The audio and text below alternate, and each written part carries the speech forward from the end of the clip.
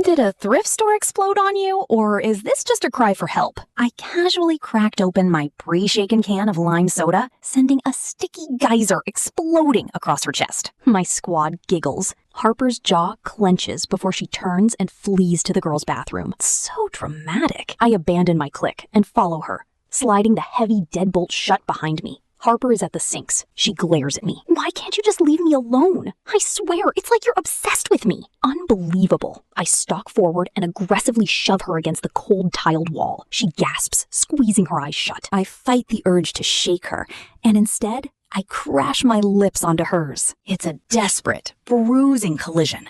I am instantly engulfed by her scent, vanilla and a hint of cinnamon. It's horribly unbearable to be this close to her. So why do I feel so free doing it? She's frozen for a second. Then her jaw unclenches.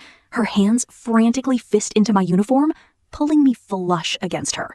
She kisses me back with a fiery heat that completely frustrates me. Damn these intrusive thoughts. She tastes like mint and adrenaline. Her soft, muffled whimpers driving me insane. When my lungs beg for air, I rip myself away. I wipe my swollen mouth, glare at her flushed face, obsessed, my voice low and mocking to hide the frantic beating of my heart. Don't flatter yourself, Hayes. I just needed you to shut up. This sick obsession started the second she walked into junior year math class. I hated her guts immediately. I hated the way her bouncy brown hair perfectly framed her face, and I absolutely hated those ridiculously huge doe eyes that looked at the world with so much naive warmth. I hated that she was effortlessly good at everything she touched, but mostly I hated how fiercely she believed in herself, because I didn't even know who I really was. All I could ever stare at were her soft, pink lips. I told myself I just wanted to kiss her once, just to see what it tasted like. It finally happened after junior prom. I cornered her outside in the dark and crashed my mouth against hers, but instead of pushing me away, she leaned in. When we broke apart, she looked right through my armor and whispered, "I know who you really are, Chloe. You're not actually a bad person." That terrified me so much that I bolted. And ever since that night, my twisted routine began.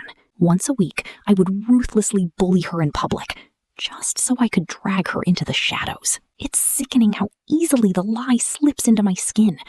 In the blinding fluorescent glare of the cafeteria, I am untouchable. I sit on Jake's lap, twisting a lock of my blonde hair while he drags a heavy, possessive arm around my waist. I smile, I laugh at his terrible jokes, and when Harper walks past our table, I strike. Nice shoes, Hayes. Did you steal them from a dumpster? Or did your dad finally get a raise at whatever pathetic place he works? My squad snickers. Harper doesn't look up. Her jaw tightens, and she keeps walking. She doesn't even fight back in public anymore. But behind closed doors, I am the one losing my mind. I spend my free periods hunting her down like it's a goddamn sport. Behind the rusted metal bleachers, tucked into the dim, claustrophobic aisles of the library, or shoved against the peeling paint of the prop room. I corner her in the dark and aggressively feel her. It's a silent, breathless routine. My hands bruise her hips, pulling her flush against my cheer skirt just to breathe in that infuriating mix of cheap vanilla and cinnamon. She fights me at first, every single time, before her hands inevitably twist into my hair, surrendering to this twisted, detestable thing between us. The fragile line I'm walking completely snaps on a random Tuesday. Harper is crouched on the auditorium stage, painting some hideous cardboard foliage for the drama club. I stroll in with Juliet and the rest of my clique, leaning against the front row of the velvet seats. Careful, Hayes, I sneer, examining my manicured nails.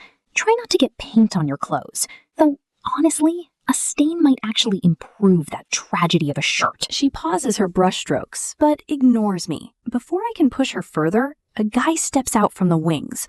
Toby. He's some irritatingly tall nobody from the set crew. "Back off, Chloe," he says, glaring down at me. "Hasn't she had enough of your crap today?" I narrow my eyes. Who does this nobody think he is? I open my mouth to verbally shred him, but Harper stands up and places a gentle hand on his forearm. "It's fine, Toby. Don't waste your breath on her," she says softly. He looks down at her, and his expression softens in a way that sends an ugly, violent jolt straight through my ribcage. "Tell me if you need anything," he murmurs, entirely too close to her face.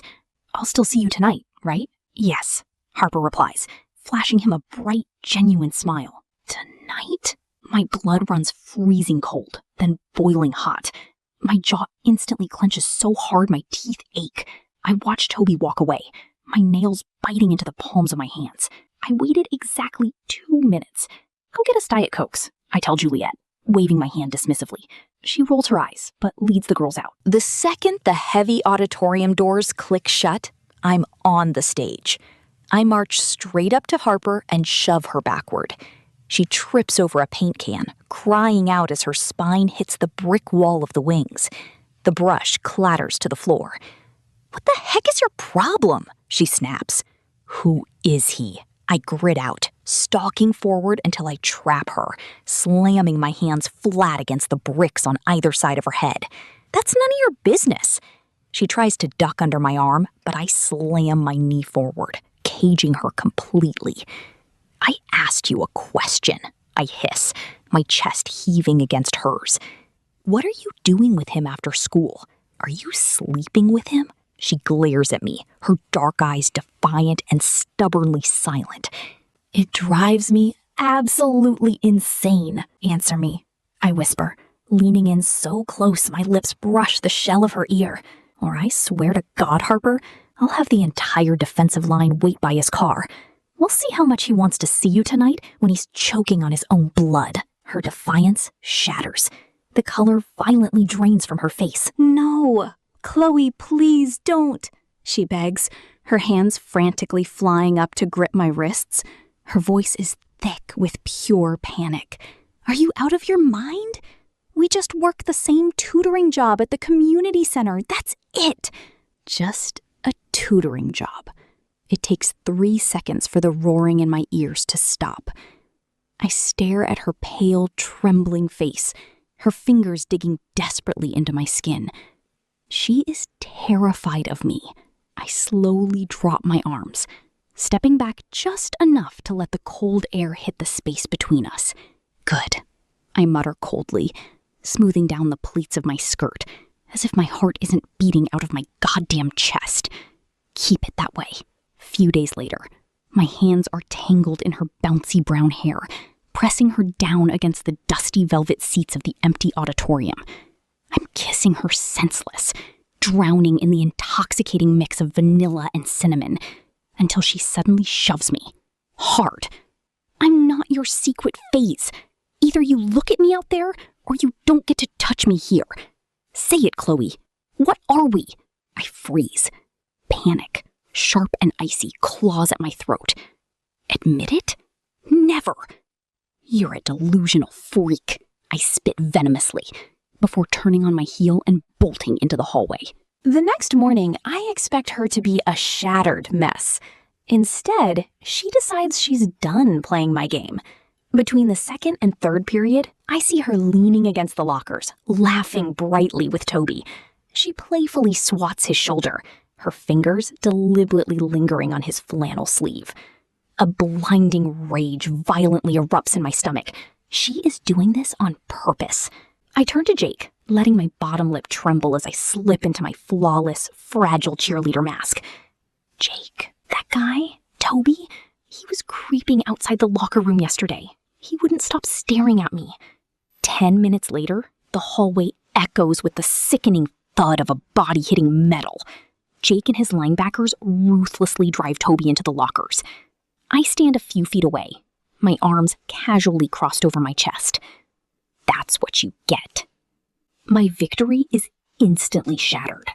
A hand violently clamps down on my wrist. Harper physically drags me away from the crowd, shoving open the door to the girls' bathroom and slamming the deadbolt shut.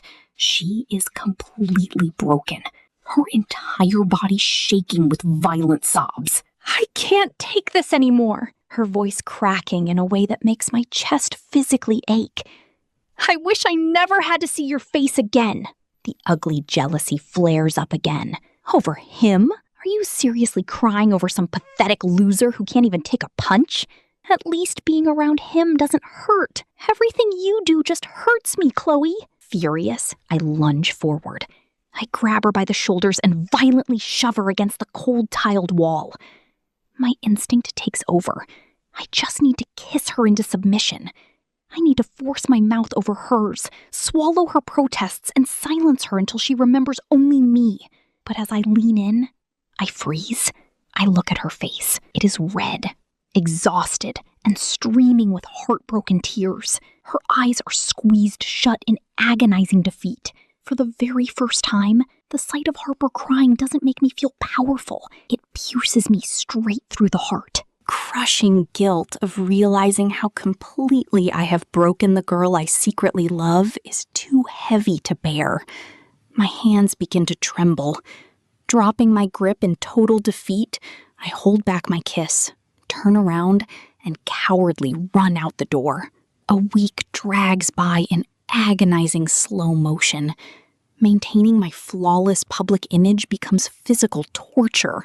When Jake holds my hand in the hallway, his grip feels like a shackle. I smile, I nod, but beneath my pristine cheer uniform, I am suffocating. I am drowning in the heavy, hollow silence of Harper's absence. The final thread snaps on a Thursday night. I return home to a horrific screaming match with my mother.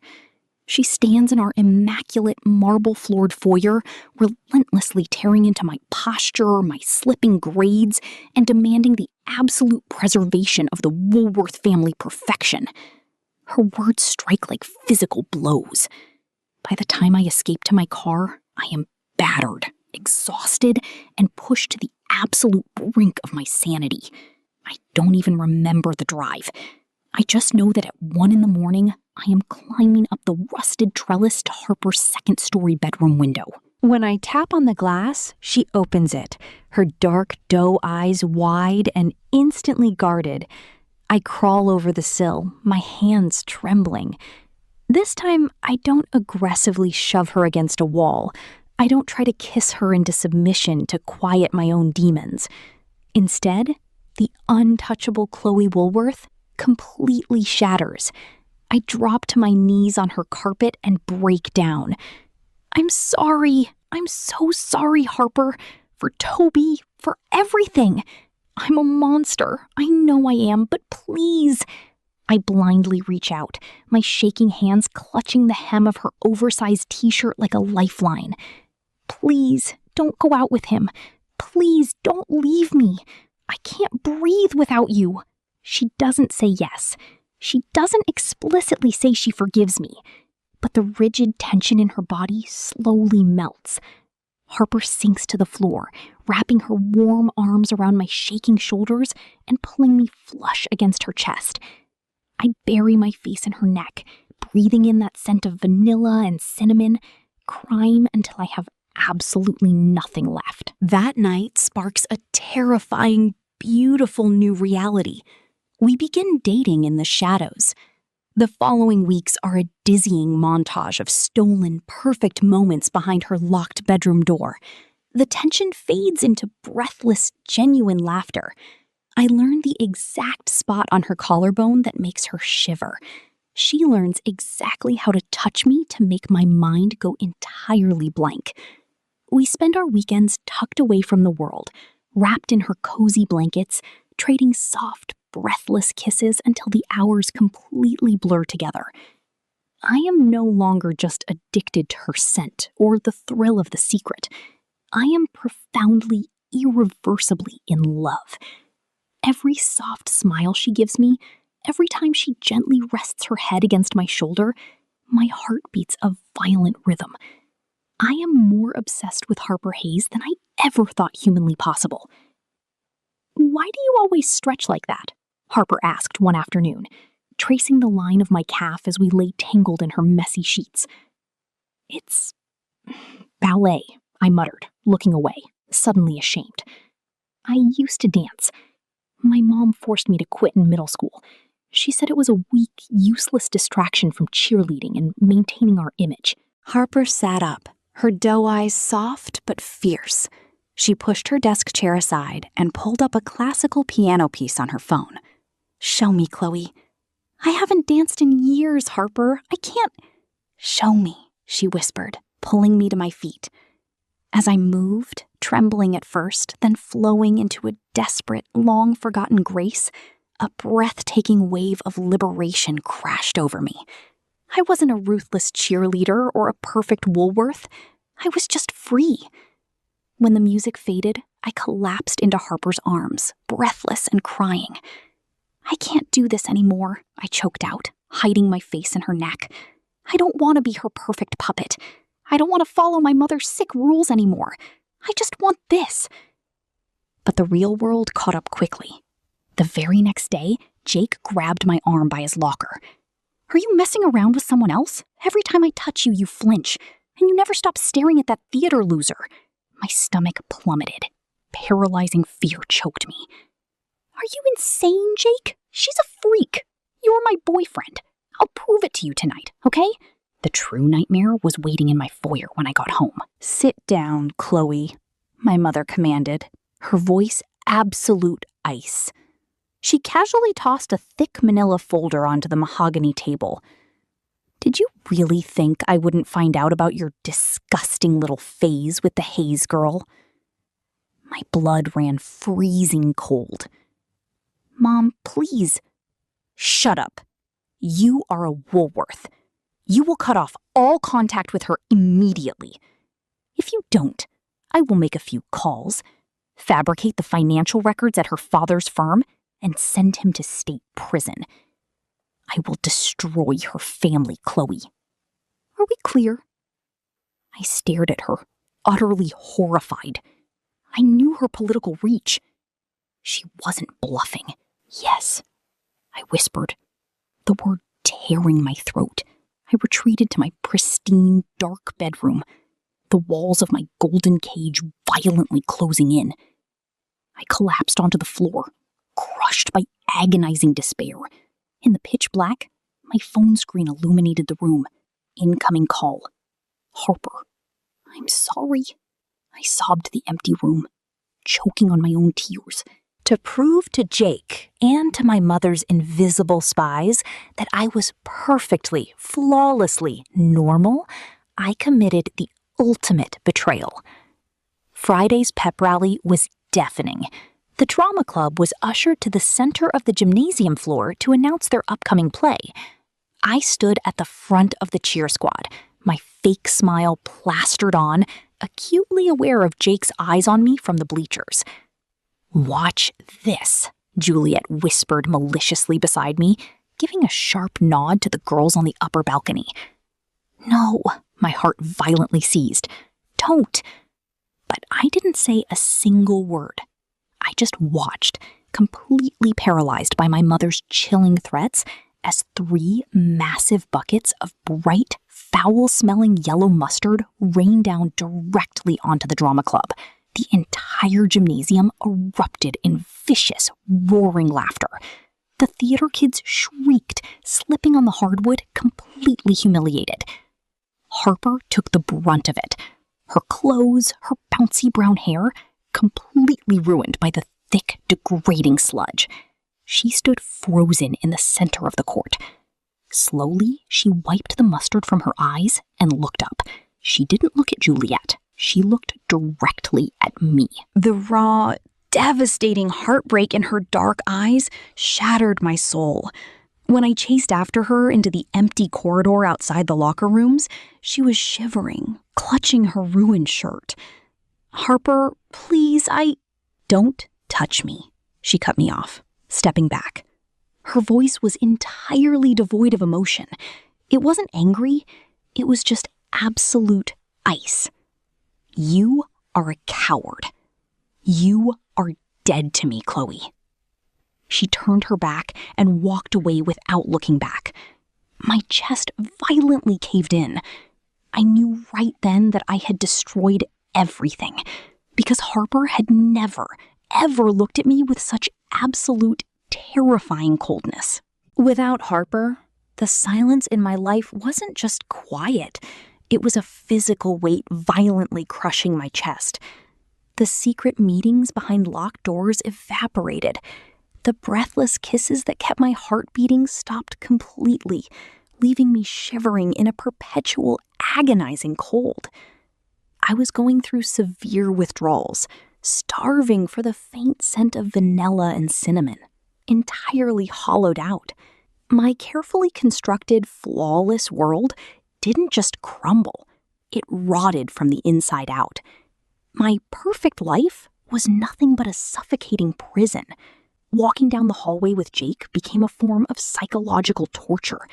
When he wrapped his heavy arm around my waist and leaned in to kiss my cheek, my stomach violently rebelled. I had to rip myself away, sprint to the girls' bathroom, lock myself in a stall, and dry heave over the toilet just to scrub his cloying cologne out of my senses. I was physically ill, drowning inside the pristine golden cage my mother had locked me in. But the absolute worst part was the ice. I tried to catch Harper's eye during passing periods, just a glance, just a tiny fraction of the warm, forgiving girl who used to let me fall asleep safely in her arms. But when she finally looked at me, there was absolutely nothing. No anger, no tears, just a terrifying glacial emptiness. "Harper, please, just let me explain," I begged her one afternoon, desperately blocking her path by the stairwell, my voice pathetic and broken. She didn't even blink. She just stared at me with eyes as dead and cold as winter. "Excuse me, you're in my way." She walked past me, ensuring not even a millimeter of our clothing brushed together. It was a physical blow to my ribcage. She really meant it. I was a ghost to her. Sitting alone in my dark, immaculate bedroom, the devastating truth finally consumed me. My mother's approval wasn't worth a lifetime of agonizing misery. I was deeply, irrevocably, and desperately in love with the girl I had just destroyed, and the pain of her absence was slowly killing me. The suffocating walls of the Woolworth estate finally closed in on me that Friday night. I was standing in the center of the immaculate living room, numbly listening to my mother lecture me about maintaining the Woolworth family perfection and the absolute necessity of keeping my distance from that pathetic theater loser. "You will fix this ridiculous situation with Jake. You will not tarnish our reputation with this disgusting little phase, Chloe." The heavy, crushing burden of the lie I'd been carrying for my entire life suddenly became too heavy to hold. Something inside my chest violently snapped. "It's not a phase," I yelled, my voice tearing through the silent, cavernous room. My mother froze, her eyes narrowing into dangerous slits. "Excuse me?" "I said it's not a phase," I screamed, the tears spilling hot and fast down my cheeks, completely shattering the glass cage I had been trapped inside. "I am gay! I am gay, Mom! And I am madly, hopelessly in love with Harper." The fallout was brutal and immediate. My mother's face twisted into a mask of terrifying rage. She swiped her hand across the table, sending a crystal vase shattering across the marble floor. "You are no daughter of mine," she shrieked, her voice dripping with absolute venom. "You are a sick disgrace. Get out of my house. You are disowned. You have absolutely nothing." She expected me to drop to my knees. She expected me to cower and beg for her forgiveness, her money, and her conditional love, just like I always did. But for the very first time in my life, I didn't. Stripped of my fake perfect life, I didn't feel terrified. I felt completely weightless. I was finally free. "Good," I whispered. I turned my back on the wealth, the social status, and her threats. I walked out the massive oak front doors without looking back, sprinting into the freezing night to find the only person who actually mattered. I find her alone on the dimly lit auditorium stage, silently organizing sheet music. My chest is heaving, my entire body trembling from the adrenaline of my explosive escape. I stumble toward her and completely break down.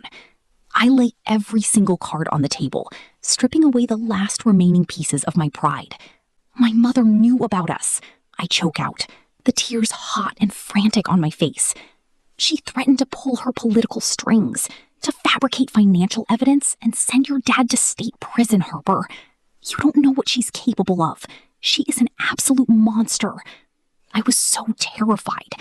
I hated myself for what I did to you at the pep rally, but I thought I had to do it to protect your family. I love you. I lean in, desperately seeking the soft, forgiving warmth of her lips, hoping for redemption. But Harper's hands hit my chest, forcefully pushing me away. The rejection is a devastating physical blow. Harper looks at me, her dark doe eyes shining with unshed tears, but her jaw is locked. I understand you were scared, Chloe. I understand your mother is dangerous. But look at yourself. You are so unstable, so trapped in your own chaos. Instead of trusting me, instead of fighting her with me, you made the choice for both of us. You stood there and let them completely humiliate me. You chose to act alone. She takes a painful step back, wrapping her arms around herself. I can't forgive that. The wounds are just too deep. Shattered and violently sobbing, I turn and sprint out the heavy auditorium doors. I burst out of the school and plunge straight into a freezing, torrential downpour. I run blindly through the dark, flooded streets until my legs finally give out. I trip over the wet asphalt and fall incredibly hard into a deep puddle of mud. My pristine clothes are completely ruined. My blonde hair is plastered to my face in filthy, wet strands, and my scraped palms sting intensely. For the very first time in my life, the flawless, untouchable Chloe Woolworth is utterly messy, pathetic, and broken. I don't even try to get up. I just sit in the mud, crying violently into the storm. Suddenly, the freezing rain stops hitting my skin. I look up through my muddy, tear-streaked eyelashes. Harper is standing silently above me, holding a large umbrella to shield me from the downpour. Despite her anger, she couldn't leave me out here. My mom kicked me out. I have absolutely nowhere to go. Seeing her former tormentor so completely defeated, the coldness in Harper's eyes finally cracks. Her heart aches. I can see it in the way her hand trembles as she extends it down to me. I grab it like a lifeline, letting her pull my shivering, filthy frame out of the mud. You can stay with me tonight, but don't mistake this for forgiveness, Chloe. You still have a lot to make up for. The fragile truce between us finally shatters late Sunday night. I'm in the middle of an intense core workout on her bedroom floor, my skin glistening with sweat, wearing nothing but a sports bra and spandex shorts. The door handle clicks. Harper freezes in the doorway, her dark doe eyes going wide as they rake over my body. Her face flushes a deep, furious crimson. Sorry, I didn't know you were, she stammers, immediately turning to flee. But I'm faster. I know exactly the effect I still have on her. I lunge forward, catching her wrist before she can escape. With a smooth, practiced motion, I pull her back inside and seamlessly pin her against the back of the door. The deadbolt clicks shut with a definitive thud. Running away, Hayes? I whisper, leaning in so close my breath ghosts over her cheek. I pull her gently toward me, feeling her heart racing wildly against mine. You know you don't have to. Harper is a blushing, trembling mess, her hands nervously gripping my bare waist. When I finally capture her lips, there is no more fighting, no more ice. The kiss is desperate and aching. We completely surrender to each other, tangling passionately in her messy sheets until the heavy weight of the world completely disappears. It's Monday morning, and the dynamics at Westbridge High are about to shift permanently.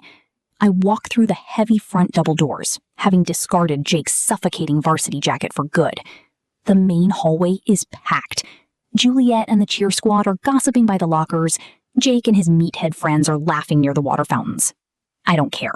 I march straight past all of them, my eyes locked solely on the brunette standing by the trophy case. Harper clutches her worn sketchbook, her breath catching as I approach. I don't hesitate. In front of the shocked cheer squad, the gaping jocks, and the entire staring school, I boldly take Harper's face in my hands and crash my lips onto hers. It's a loud, undeniable, earth-shattering coming out. I don't care about the gasps, the vicious whispers echoing around us, or the terrifying uncertainty of my future. I am ready to face whatever hell comes next, as long as she is by my side. Overwhelmed by my ultimate leap of faith, Harper drops her sketchbook. She throws her arms tightly around my neck, kissing me back with everything she has, finally forgiving me and officially accepting me as hers. But our hard-won peace is incredibly fragile. Miles away, in a cold, pristine study, my mother sits perfectly upright behind her mahogany desk. Her manicured fingers slowly, rhythmically tap against a thick manila folder. Inside are the complete legal and employment records of Harper's father. A dark, calculating smile slowly spreads across her flawless face as she begins to plot her next destructive move.